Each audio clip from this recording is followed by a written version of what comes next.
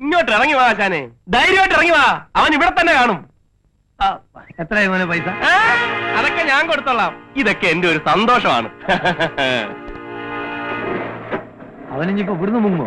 എവിടെ മുങ്ങിയാലും ഞാനില്ലേ, പിടിച്ചെടുത്ത് കൈ കൊണ്ടുതരും. നിങ്ങൾ തമ്മിൽ നല്ല ഫ്രണ്ട്സ് ആണല്ലേ? എന്താ പേര്?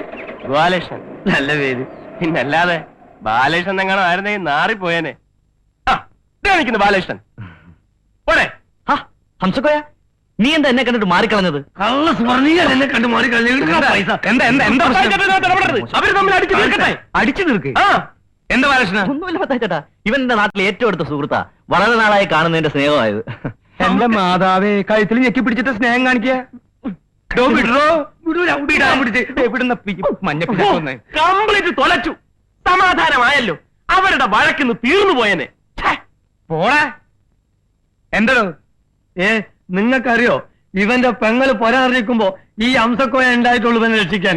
ഒരു ഈടും ഇല്ലാണ്ട് 35,000 രൂപ അംസക്കോയ എണ്ണിക്കൊടുത്തോണ്ടാണ് ഇവന്റെ പെങ്ങളെ കോത്ത് താലി വീണത്.